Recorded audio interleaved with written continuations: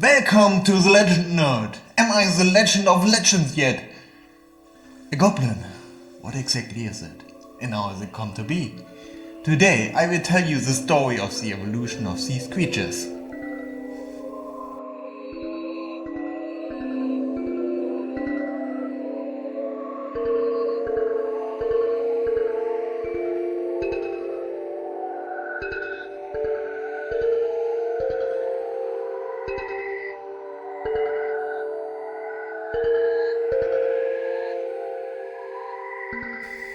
A goblin is initially an evil fairy being derived from the Greek word kobalos, used for a mischievous creature or rogue.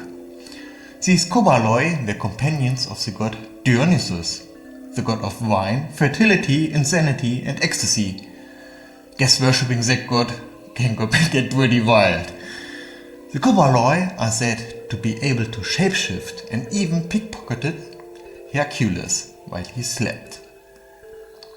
So this spread around Europe and the term goblin evolved and was used for any type of ugly fairy that was kind of evil, malevolent or mischievous. There are some fairy tales telling about benevolent goblins, but these are few and far between, and those are always acknowledged to be exceptions and always have been. So let me tell you one, the story of the benevolent goblin from somewhere between the 13th and 14th century. Somewhere in England once lived a friendly, helpful goblin which was very uncommon. He would help exhausted local knights by offering them a golden drinking horn with mounted jewels. The unknown liquid refreshed and cooled every night drinking from it. But one day a greedy and deceptive knight stole the drinking horn after the goblin offered him to drink from it. The knight bragged about his deed and was imprisoned, and the drinking horn was given to the king as a present. The goblin was never seen or heard of again. Sounds like the opposite of the story of the golden goblet from Vlad Tepes, the guy who inspired Bram Stoker to write Dracula. I tell you about vampires in another video.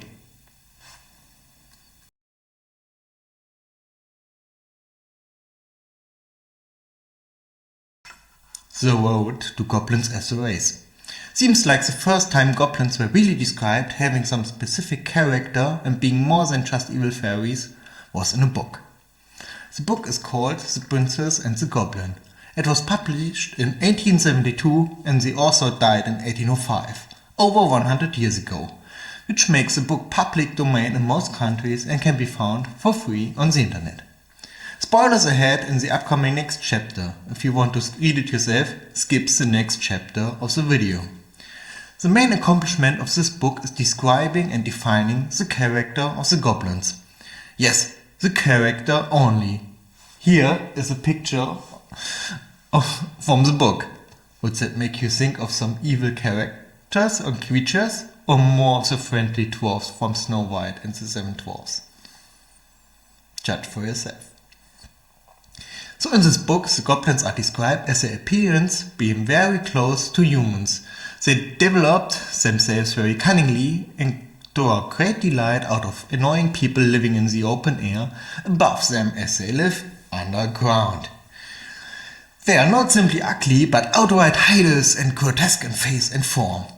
Their hatred grew bigger and bigger, but they left enough affection for each other just not to be outright evil for evil's sake. But they hated the descendants of the king even more because they were banned from the kingdom, and even though they are dwarf-like small, they have lots of strength.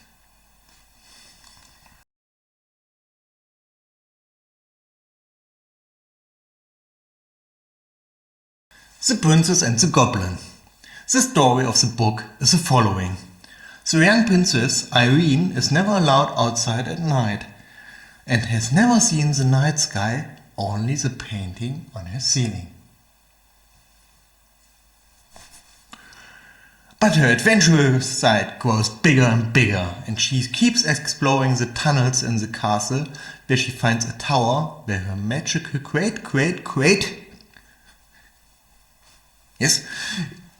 A magical great-great-great-grandmother, which is also named Irene, lives.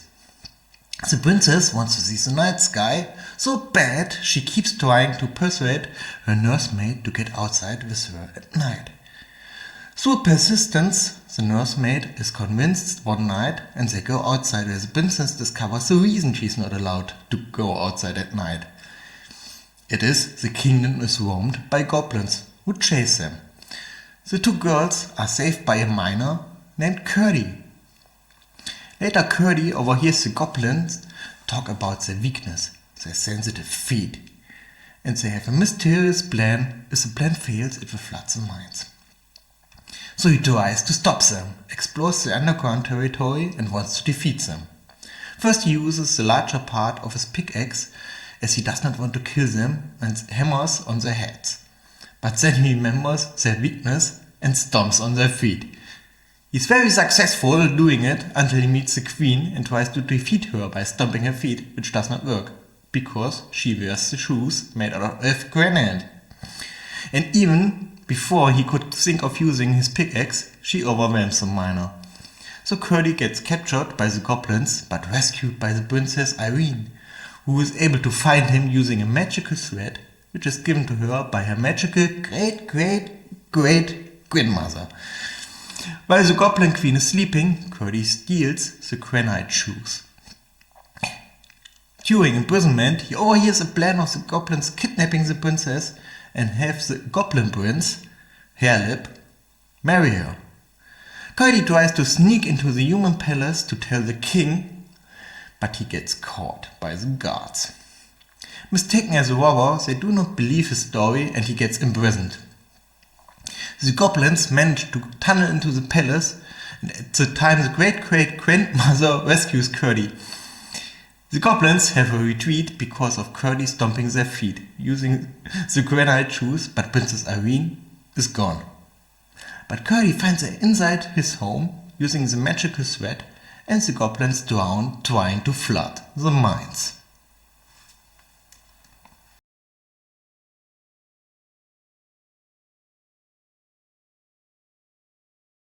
J.R.R. Tolkien and The Lord of the Rings.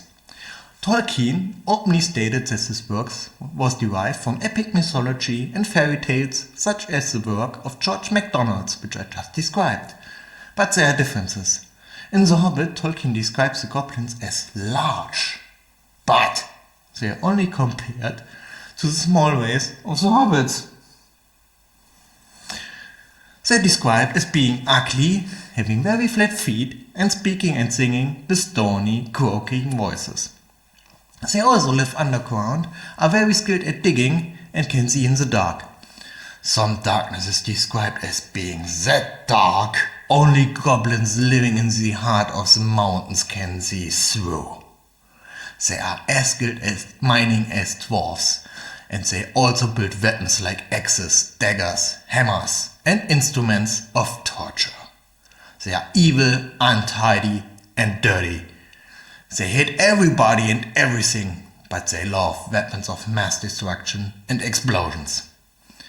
In the second edition of The Hobbit, in 1951, Tolkien says, "Orc is not an English word. It occurs in one or two places in The Hobbit, but is usually translated goblin or hobgoblin for the larger kinds." So that term goblin got switched for orc in The Lord of the Rings. So with that explanation, goblin and orc is used synonymous by Tolkien, but in later fantasy works, those two have become distinct races. Let's see some examples for this.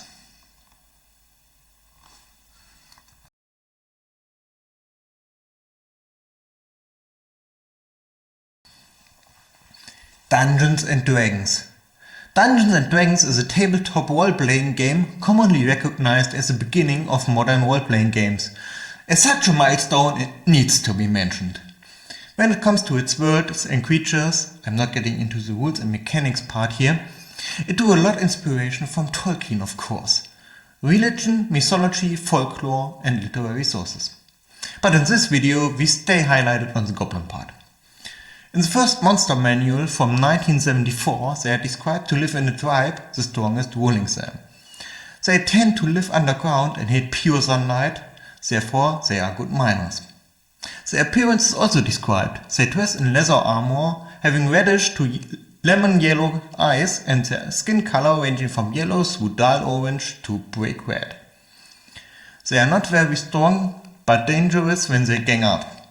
They steal everything they can from their victims, but they are very cowardish and like to rob, enslave and eat other animals, creatures and humans who cannot defend themselves. Dungeons & Dragons was influenced by the works of Tolkien a bit too much.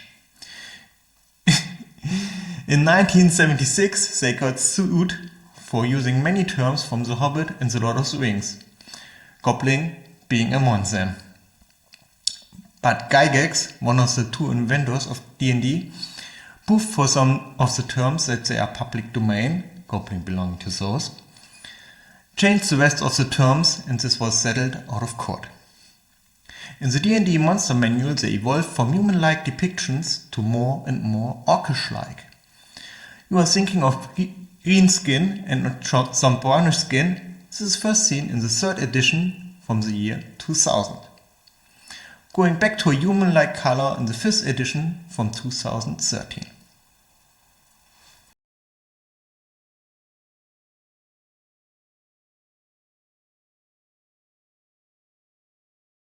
Warcraft, or World of Warcraft. In this universe, described by books and games, the goblins once were slaves mining some special ore, but the contact to the ore made them more cunning and intelligent. So with the help of some artifacts they created underground, using these abilities they could overcome their oppressors. They made the mines their home and created a more and more complex system of underground tunnels. But the ore became less and less, and the effects of it decreased, and the goblins became less intelligent, and their inventions became semi-finished and looked kinda random. So with having less, but still being as greedy as ever, they became master scheming merchants.